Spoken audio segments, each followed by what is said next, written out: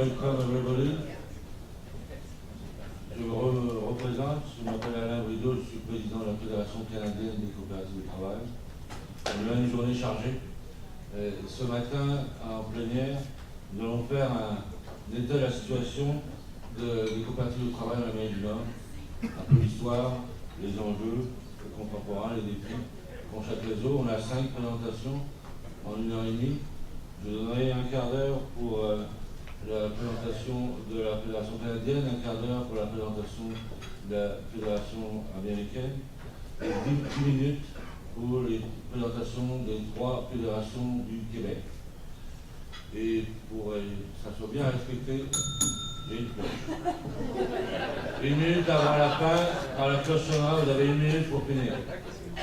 Malheureusement, je n'ai pas de moyen de couper le micro, mais il va falloir que je le fasse. Ça va? Peux-tu aviser 2 minutes avant la fin, parce qu'il y a 1 minute pour passer. Oh, ok, 2 minutes avant la fin. Ça vous va? Bon, à la fin de la plénière, je vous expliquerai où sont les ateliers. On va commencer tout de suite. Donc, on va commencer par ma directrice générale, qui va nous faire un portrait de la situation au Canada, Adèle Corcoran.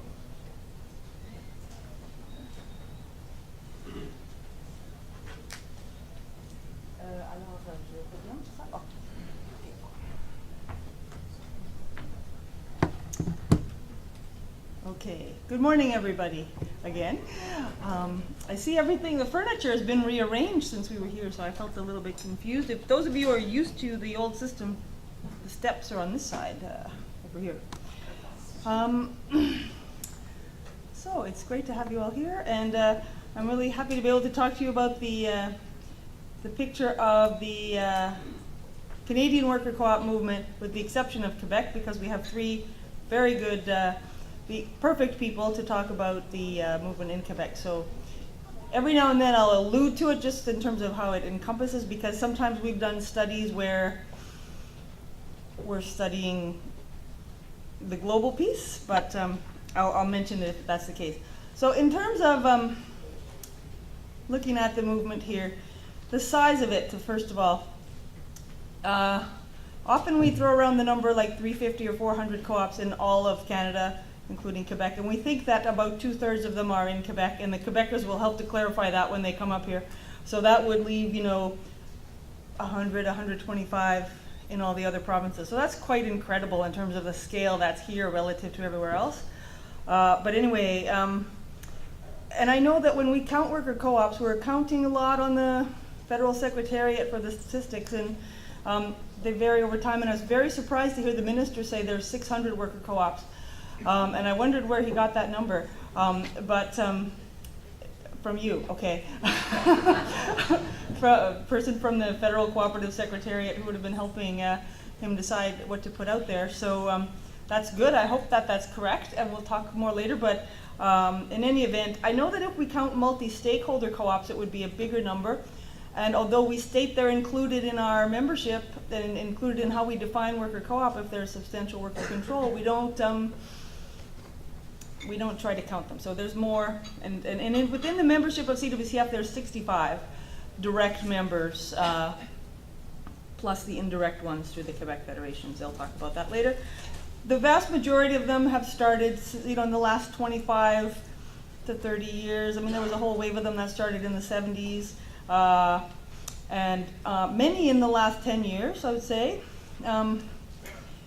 Anyway, we did a study about 18 months ago on the success factors in the worker co-op movement in Canada, and kind of a portrait of the movement. So what I'll talk about is primarily coming from that.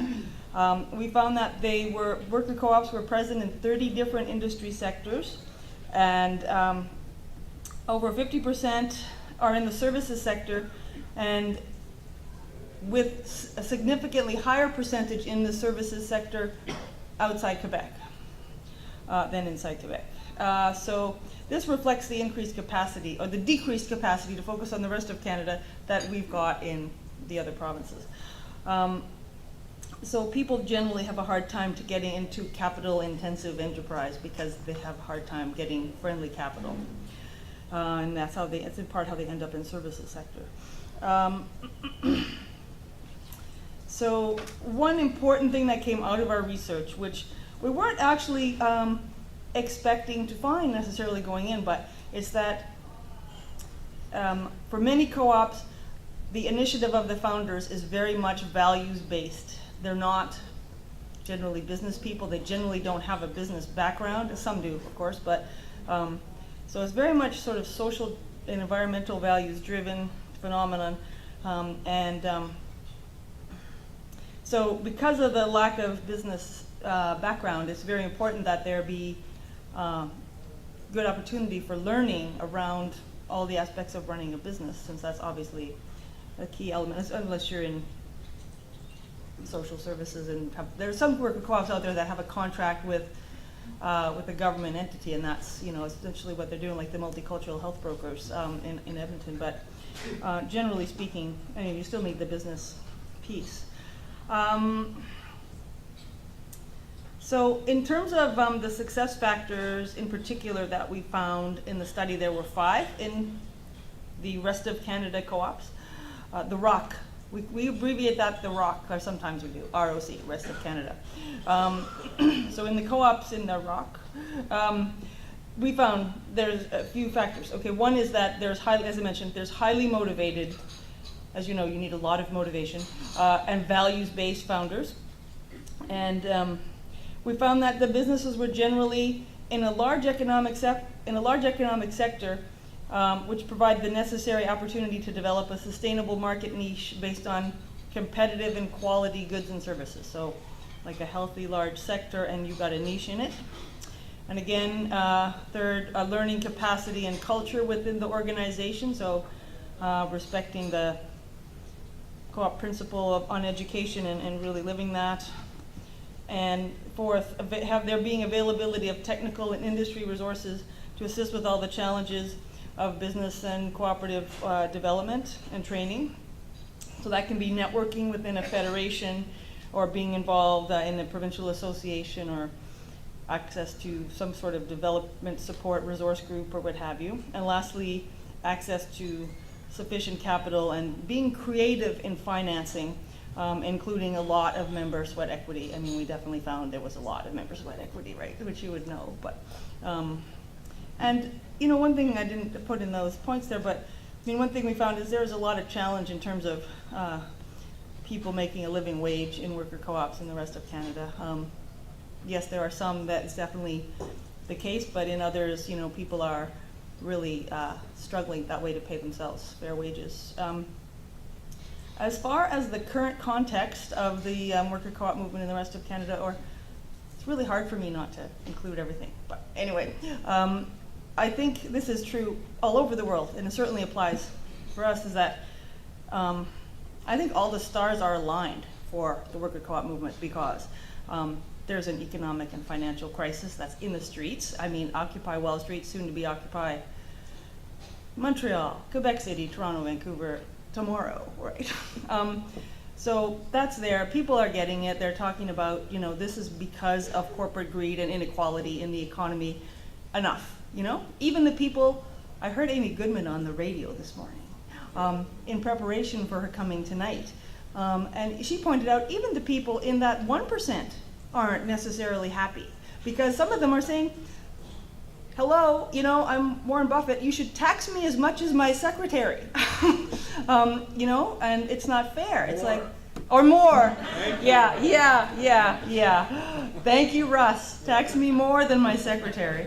But at least, I mean, if you're not taxing me as much as my secretary, something is seriously wrong, right? So that's one piece. And then the other piece, there's so many underemployed people. Like, you know, the numbers look not so terrible, perhaps, but so many people with like really good educations and what have you, thinking they were going to have a middle-class job, are working, you know, at Starbucks or Walmart and making minimum wage or just a little more. And that's just a huge source of, I mean, it's inequality, it's discontent, it's unfairness. So that's out there.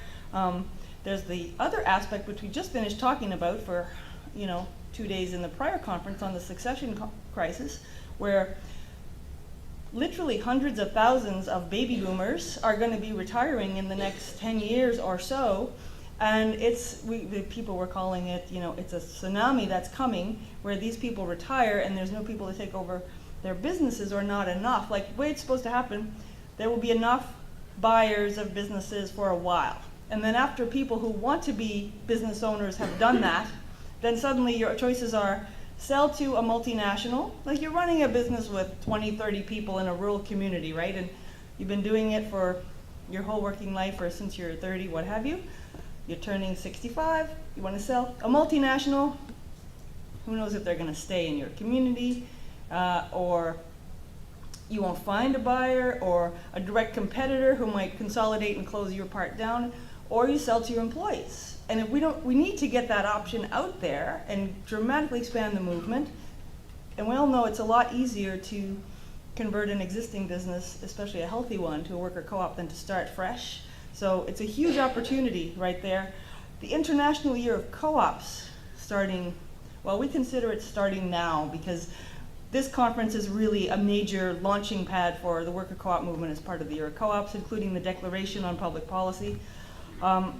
So, that's also a huge opportunity to get out there and promote. The whole sector is going to be promoting the co-op model and the values of it, which people are actually looking for right now because of what's going on. We should probably look at taking, all the booths we have here and getting some of the young activists to come with us and go down to Wall Street with them and say, here's our part of, you've got sort of figured out what the problem is, and here is what one of the solutions is that, we need to talk about together, but to figure out how to get in front of those people. And that's one of the things we've been talking about, and of course do it on all shoestring resources. But through experience of doing stuff on shoestring resources, we've gotten fairly good at it. Actually, that's, I would say.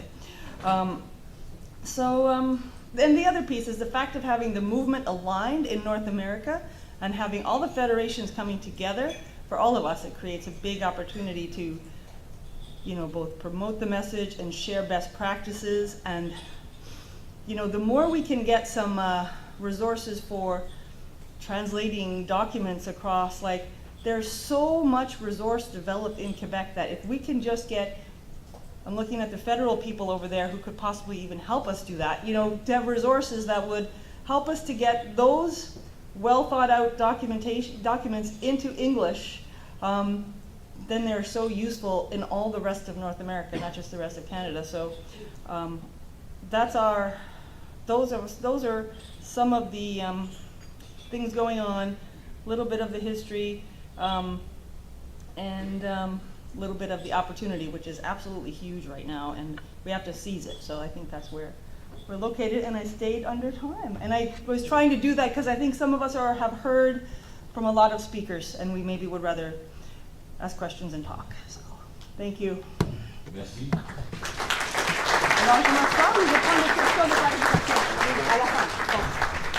On aura une période de questions après la présentation des différentes fédérations. Mélissa, pour la Fédération américaine.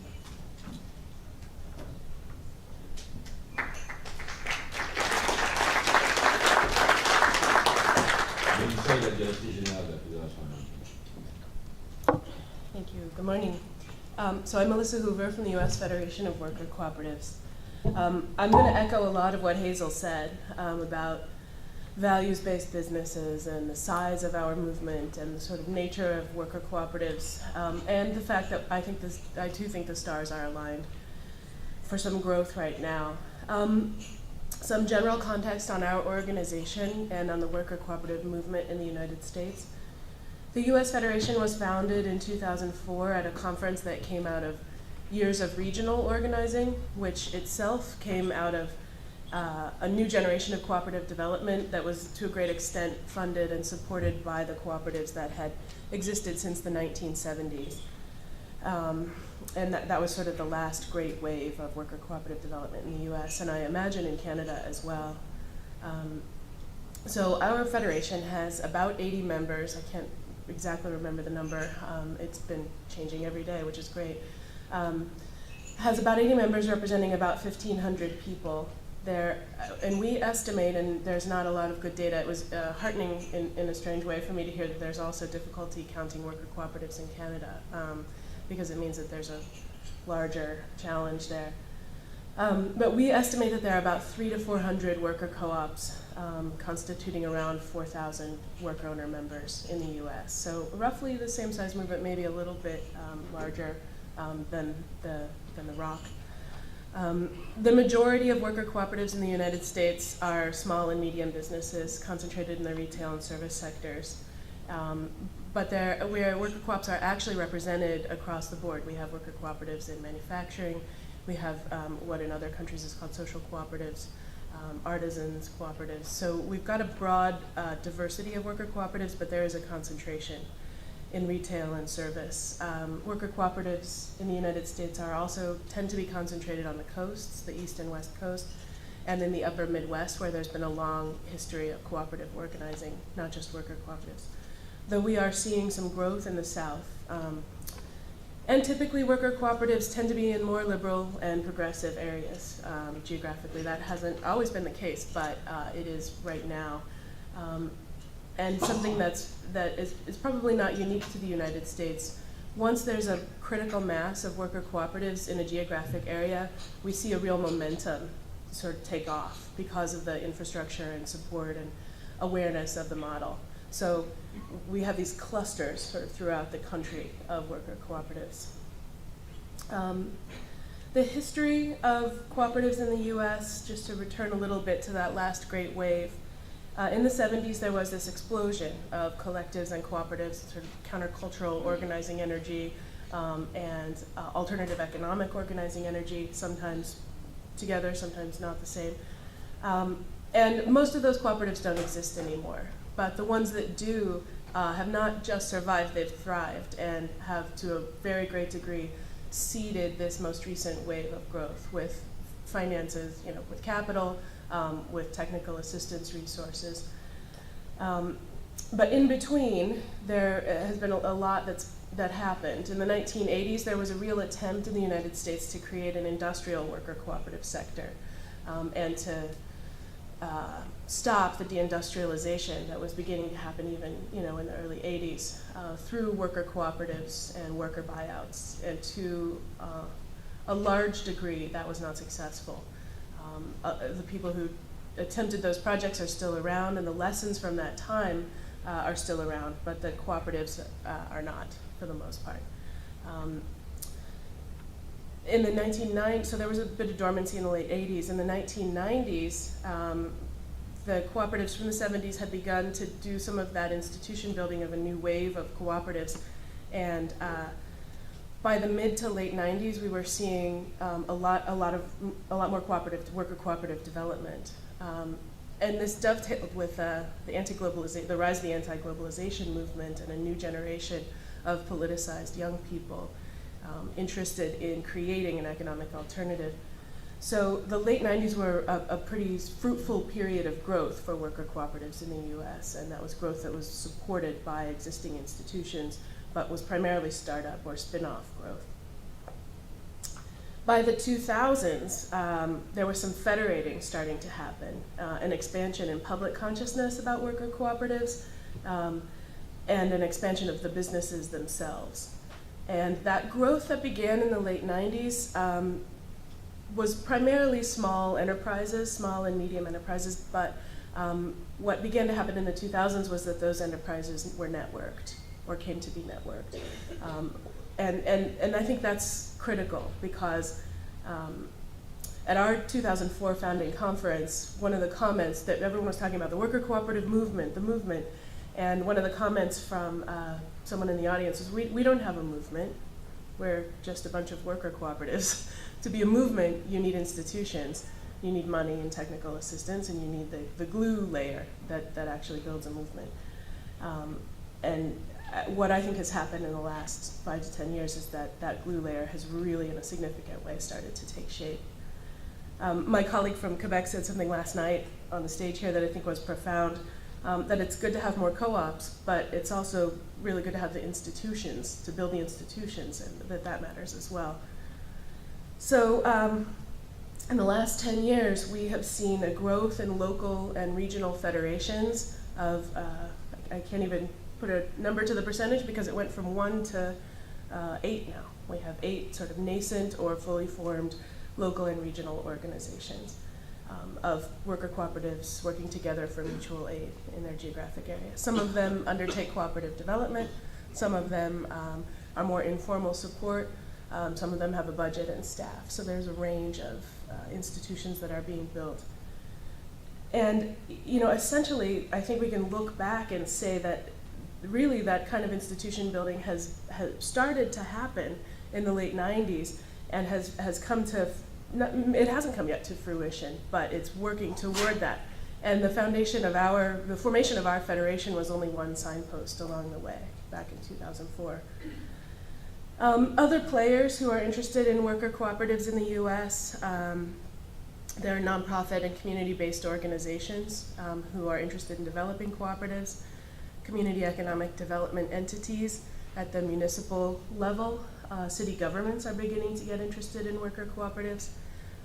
Business itself, business schools, traditional business, what I have often thought of as traditional business is expressing an interest in worker cooperatives. And academics, we have long had a community of friendly academics who study and promote worker cooperatives, but I've seen that interest growing as well. How am I doing on time? 10 minutes? Okay, 5 minutes, okay. Great, so some highlights and points of change. Over the 7 years that I've been working with the Federation, I've seen the visibility of worker co-ops increase quite a bit. We were in a couple movies. I get regular requests from journalists and and other people who have the ear of the public to represent worker cooperatives, and our members get those requests as well. Our organization itself has reached a plateau. We have reached a point of stability, but it's the shoestring that Hazel was talking about earlier, and we're not quite at an institutionally sustainable place. On the other hand, our membership is growing by 25% every year, and I think this year more than that. Most of our new members at this point are also new cooperatives, and to me that's a signal of a maturing organization. Initially, the people who joined, the founders of our federation joined to support us. And now we're seeing people join who imagine that we're going to support them and want some benefits from us. So I think that's a shift. And the fact of having a federation and a national organization allows us to interact with and connect to an international movement like we're doing right now. So things we might not have been able to imagine a decade ago. So there's no denying that we're at a pretty exciting time for worker cooperatives. I think we all feel that. And one of the challenges when I first started was we need to educate people about the model. We need to convince them. We may even need to tell them that it exists, but I think at this point there's not a lot of convincing that needs to happen on the part of the general public, and I say this from just sort of talking to people out in the world or taking phone calls. People get it. People like this model. It appeals to them. The thing pretty much sells itself, and particularly in these economic times. So, I don't actually think that the challenge is promotion. It may be a deeper level of education, but I think that's an entirely different challenge than sort of general public awareness about worker cooperatives. Other things that I think are happening and other challenges that come out of the recent developments in the US is that I do think we're on the verge of some sort of explosion in public consciousness. The challenge will be whether that's matched by resources and expertise to do something with it. And there's a diversity of people interested in the model and a diversity of visions for what a worker cooperative is and can do. So for us, I think I see 3 sort of main challenges that I'm interested in addressing. One is growth. What does it mean to level up our movement? How do we deal with it when people do finally pay attention to us? For years, what an awesome model we have. If only people would pay attention. Well, they're paying attention now. So how are we ready for that? How are we going to deal with it? Pardon me. The second challenge is to develop resources for internal sustainability. Bruno's comment about business consolidation really rang true with me last night. Federation is important in building those institutions, but building the economic linkages to actually create a sustainable and strong alternative economy is, I think, critical, figuring out how to do that. And not being afraid of the growth that is, inherent in that project. We need to get off the shoestring, I think. We've gotten comfortable on the shoestring. It's what we know, it's what we're familiar with. But I think we need to push ourselves to a higher level of resources. One more, thank you. It's really important. So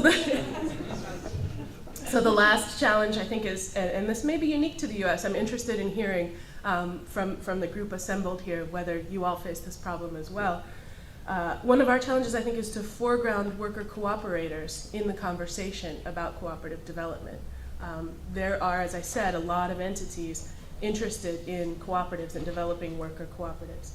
But to keep workers and our experience and our values in the game and in the conversation guiding worker cooperative development will, I think, be critical as we deal with the increased public and institutional interest in the cooperative model. And that's something I see as a key mission of the U.S. Federation of Worker Cooperatives.